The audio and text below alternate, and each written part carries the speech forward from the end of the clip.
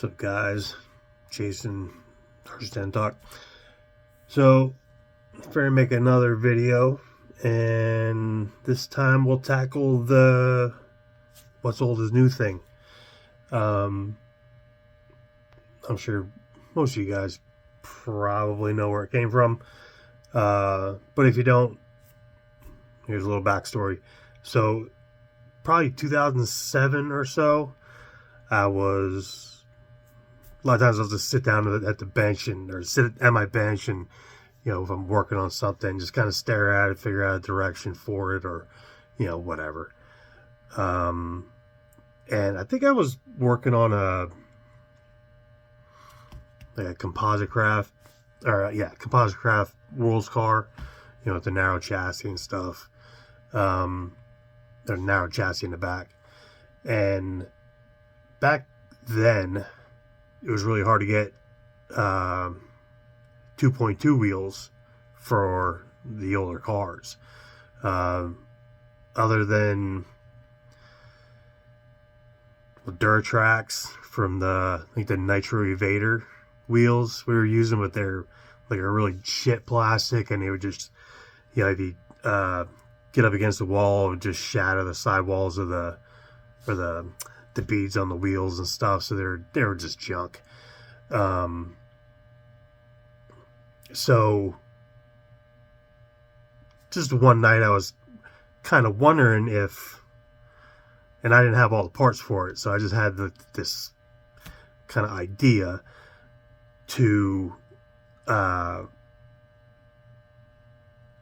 if we use the RPM World's arms on a stock RC10 arm mount and push the wheels out, if you could run a B4 wheel and use B4 CVDs, CVAs, or CVDs at that time. But I didn't have the B4 parts to try it. So I reached out to Paul Parrish on 10 Talk, because I knew he had all modern stuff. And I said, hey, I got this idea. Do you want to try fitting it together and see if it works? So he kind of took it and ran with it and got something together, and it worked pretty well. There was a little bit of a binding issue. The dog bones were a little too long. And then he found out that the B44 CVDs, the rear ones, were a couple millimeters shorter, and they fit perfect. So really the whole old is new thing, and he's the one that coined the phrase, because the thread that he started about it was called "What's Old is New." So, and then it just kind of stuck. So all it really was a way to get B4 wheels or modern wheels on a car with basically off-the-shelf parts, that you wouldn't have to be custom making stuff, modifying stuff. You could just buy the stuff, put it on the car, and it would work. So, and it worked out really good. So I got my, for those that haven't, I can't believe that people are still building them. I still build them, but just the amount of friggin' A-arms that Dynotech must have sold to outfit all these cars must have been pretty good. Or a lot.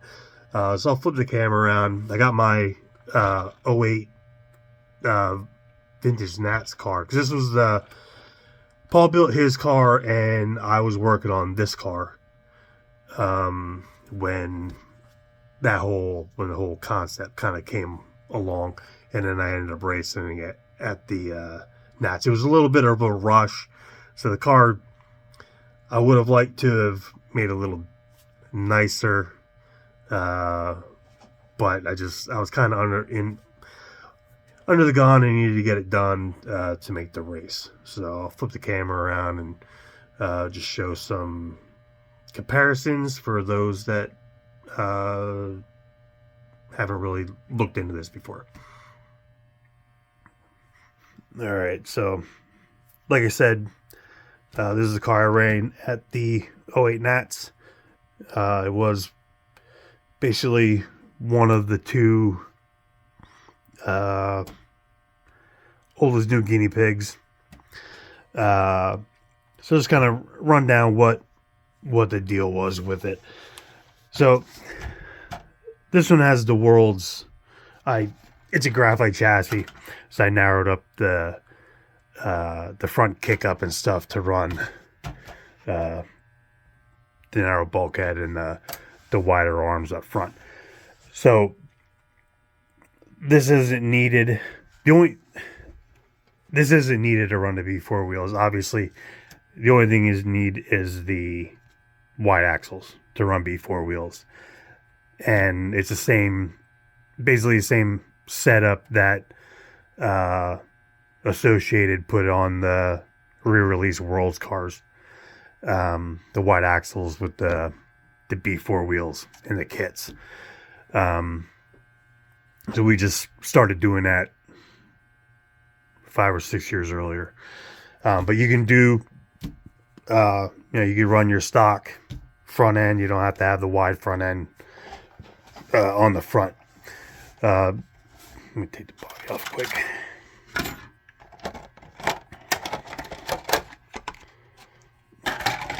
The back is really where everything, all the major stuff is. So I said, let me get this over here. So for those that don't know, this is your typical RPM World setup where you narrow the chassis and you run their arms. So the arms are wider than a stock RC10, but the wheelbase is the same. So you can still run your stock wheels, a stock RC10 wheel. So doing this, these arms, geometry wise, are the same length and all that kind of stuff. Just different brands. The whole goal for this was to try using the stock arm mount, stock RC10 arm mount with the RPM arms and push everything out. Because I don't remember exactly what the difference is. I think the offset difference was like 8 millimeters or something, between like an RC10 or like a B3 wheel and a B4 wheel. So you had to, get the arm out so that tire can go in farther. So, and it's all, well, I think, I don't remember if I said it in the intro, but, well, yeah, I did. I did. Paul figured out that the B44 CVA seemed to work the best. So, you're able to do this, just buy B4 wheels right off the shelf, run modern tires, and you don't got to modify anything. Everything is, you could get arms from Dynotech. You can run regular RC10 hubs. I like the Losi hubs, the 2038s. I typically run those on all the oldest new stock cars that I build. I think it's mainly because I don't know if the RPM Worlds hub, the hinge pin is dropped. So like, I don't know if you can see here, but there's an extra hinge pin hole here, so you can raise and lower the Losi hubs. Well, the RPM Worlds hub is basically the lower hub, or the lower pin, and then the axle will be in the same spot. So it basically works the same as it would on this car. But the more I messed around with it, or messed around with this setup on other cars after this one, I found that actually like it with the hub actually dropped. The car seems to work a little bit better.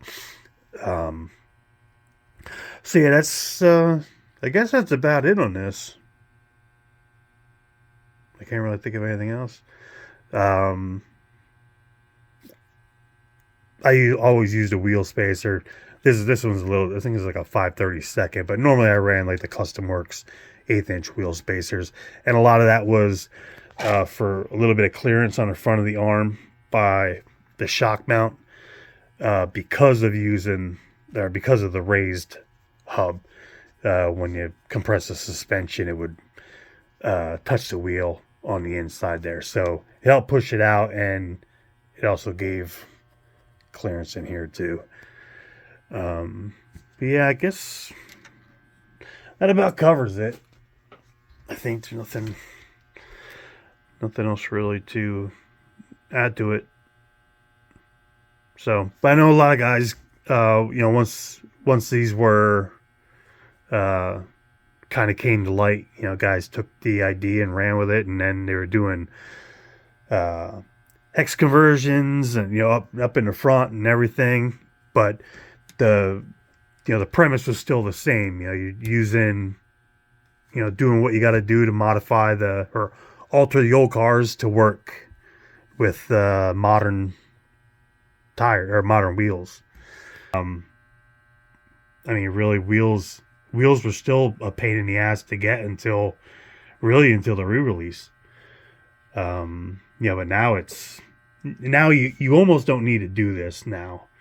J Concepts wheels, JC Racing wheels, you don't really have to do it. And this is old now anyway. This is like friggin', what's old is new is old. But hey, it's something, it's a way to modify your car, make it a little different, and try out some different setups. And a lot of guys got them working good. This kind of setup. But yeah, so that's about it for this one.